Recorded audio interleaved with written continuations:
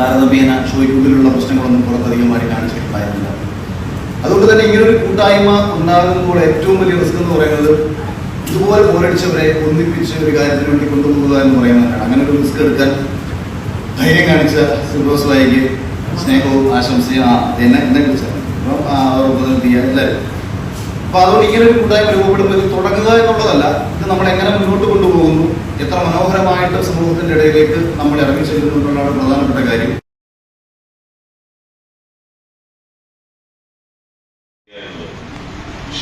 ഈ സ്റ്റേജ് ഷോയിൽ നമ്മൾ 125ഓളം ആൾക്കാരുണ്ടെങ്കിൽ അപ്പൊ അതുകൊണ്ട് തന്നെ നമ്മൾ ഇനിഷ്യേറ്റീവ് എടുത്ത് ഇങ്ങനെ ഒരു കാര്യം ചെയ്തപ്പോൾ എല്ലാവരും ഒരുമിച്ച് വന്നതിന് വളരെയധികം നന്ദി. Thank you so much. ഈ 95ഓളം ആളുകൾ നമുക്ക് ഇതിനകത്ത് ഉൾപ്പെടുത്താൻ പറ്റും. 120 കുറച്ച് ആളുകളുള്ള ഒരു ഗ്രൂപ്പിൽ 95ഓളം ആളുകൾ നമുക്ക് ഉൾപ്പെടുത്താൻ പറ്റിയതിൽ വളരെയധികം നന്ദി. എടുത്ത ഫോട്ടോ എന്തിനാ ഡിലീറ്റ് ചെയ്തു? ഭംഗിയിലാണ്. എടുത്ത ഫോട്ടോ ഡിലീറ്റ് ചെയ്യാറുണ്ടോ? എടുത്ത ഫോട്ടോ ഡിലീറ്റ് ചെയ്യാറുണ്ടോ? ഉണ്ട്. ഇവൻ പിന്നെ എടുത്ത ഫോട്ടോയും എടുക്കാറില്ല, എടുത്ത് ഡിലീറ്റ് ചെയ്യാറില്ല. കാരണം സ്വന്തം ഫോട്ടോയിൽ സ്വയം കാണാൻ ഭംഗിയില്ല എന്ന് പറയുന്ന ഒരാളാണ്.